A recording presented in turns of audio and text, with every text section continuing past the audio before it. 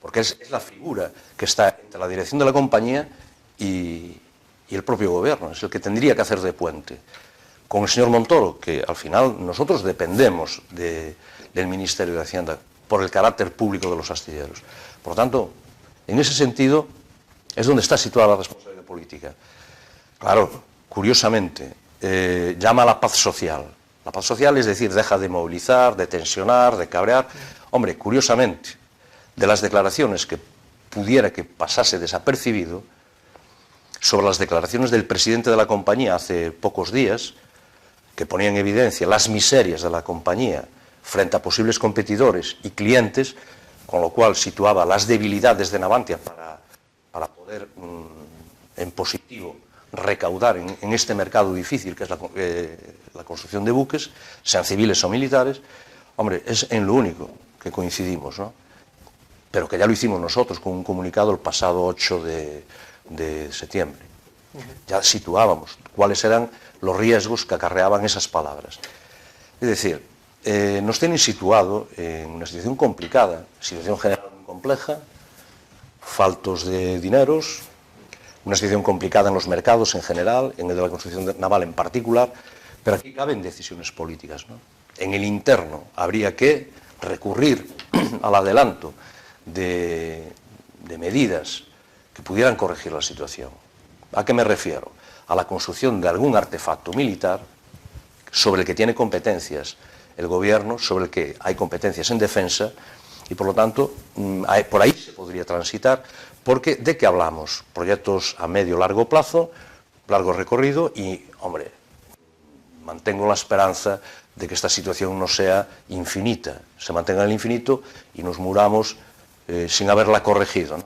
Por lo tanto, se podría recurrir o acudir a la F-106, similar a F-110, u otros proyectos, ¿no? No se está haciendo, a la vista de los propios, que también lo mencionabas, de los propios presupuestos generales del Estado, ¿no? Bueno, hablando de proyectos, hay un punto caliente, lógicamente de actualidad, como es el proyecto del flotel, ¿no? Lo último que conocemos es que parece ser que el 27 de noviembre pues, va a adjudicarse definitivamente esa construcción. La previsión es, según lo anunciado desde las administraciones, que un flotel se construya aquí en Ferrol y el otro en Barreras, en Vigo. Conocíamos hace muy poco las declaraciones del presidente de Barreras de que no tiene dudas de que se van a construir. ¿Vosotros, Jorge, tenéis dudas del flotel aquí en Ferrol? Yo no tengo dudas, pero tampoco evidencias. Repito lo que dije antes con respecto a la carga de trabajo y la ocupación, para que no perdamos el hilo. Es decir, la opinión del presidente Barreras puede ser sabia y acertada, la opinión de Núñez Feijóo, presidente de la Xunta de Galicia, o las declaraciones sabias e inteligentes de Montoro, diciendo que teníamos mucha ocupación, ahora, pues pueden ser sabias, inteligentes y oportunas, pero no son una evidencia. Por lo tanto, ¿qué podemos decir nosotros que llevamos 3 años en la calle intentando con cordura, con mesura, mantener una movilización de los trabajadores, de la ciudadanía, indicando dónde tenemos el problema? Hombre, no se nos responsabilizará a nosotros de no tener los contratos. Vamos a ver. Nosotros, la información que nos llega, cuando se nos niega de manera formal, de manera oficial, donde la Xunta no nos da ningún dato que nos pueda, diríamos, contener la tensión para trasladarle a los trabajadores tranquilidad, es evidente que tenemos que echar mano de lo que tenemos, ¿no? Medios de comunicación, agencias, noticias del propio México, de los propios consejos, del interno de la propia compañía Pemex. Por lo tanto, se nos estuvo engañando, porque era noticia en Galicia, noticia contradictoria con lo que aparecía en medios de agencia relacionados con Pemex. Por lo tanto, no es una cuestión de mala fe por nuestra parte con respecto a lo que estamos haciendo es por no sé qué historia política. No, no. Pero curiosamente, en los momentos electorales, el partido político que hoy gobierna en España, en Galicia y en la ciudad de Ferrol, nos estuvo mintiendo con la pretensión de engañarnos. Es decir, que mintieron es una evidencia y que no nos engañaron es otra evidencia, porque seguimos movilizando a pesar de lo que se lleva prometido.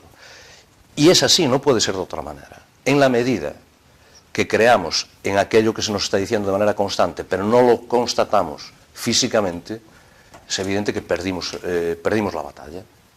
Por lo tanto, habemos de seguir manteniendo esa tensión entre comillas, tensión cívica, pero en todo caso dirigida a que no perdamos el hilo conductor a través de la información, a través del contacto con la ciudadanía, etcétera, etcétera.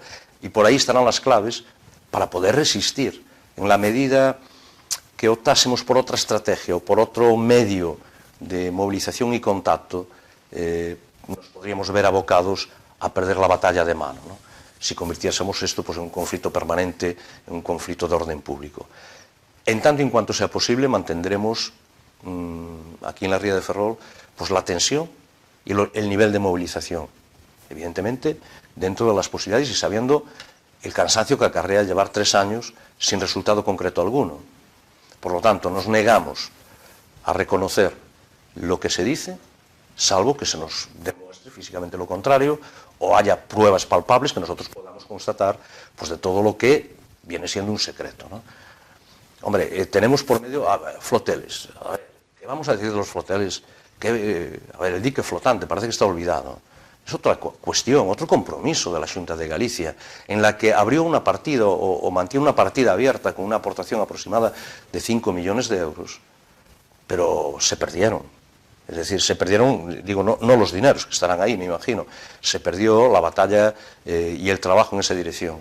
A día de hoy, y a pesar de la multitud de veces que lo planteamos, no hace tanto tiempo, en el mes de marzo aproximadamente, con el presidente de SEPI, con el presidente de la compañía, con diferentes representantes del área política de la comarca, allí se habló de fechas, de compromisos, a día de hoy no hay resultado y tampoco veo esa tensión más que esperanza, paciencia. Es decir, no puede un político local tampoco decirle a sus ciudadanos que mantengan permanentemente paciencia, esperanza, fe, caridad, que no. Los problemas se resuelven, evidentemente, ser solidarios, no caritativos, con aquel que está mal, pero es que no podemos admitir que todo obedezca a fe, esperanza y caridad. Eso a mí me suena a otra cosa, ¿no? Evidentemente no quiero perder la esperanza, quiero creer en lo que se está diciendo, pero ya de una vez, que nos digan, es decir, coño, eras un incrédulo y además un mal ciudadano porque no tuviste fe en nosotros. Pero es que llevamos así 3 años, 3 años. Y hablando de vuestro trabajo, Jorge, como digamos en la calle, ¿no? Ese trabajo de presión con manifestaciones, en la última, en la del pasado día 10, desde el comité de empresa de Navantia Ferrol, se denunciaba que Navantia no había acudido a un concurso en Arabia Saudí por valor de 1.000 millones de euros, ¿no? Bueno, es un poco lo que has dicho tú al principio, ¿no? Es decir, que quizás la labor comercial se podría hacer de una mejor manera. No seré yo el que le vaya a decir a nadie cómo tiene que hacer, pero sí, el que tiene la obligación de hacer tendrá, cuando menos, que decirnos qué es lo que está haciendo, ¿no? Bien, ante esa noticia, sí, y otras, que cuando se nos da o intenta dar alguna explicación, porque no hay resultados, cuando nosotros pedimos cuál es el resultado del negocio en Brasil, del negocio en Turquía, del negocio con los indios, cuando uno empieza a pedir, danos algo de información, algo de luz, no hay respuesta y todo se le atribuye al mal momento, a la crisis general, perdón, a la crisis general, a la conflictividad social de Brasil, Turquía.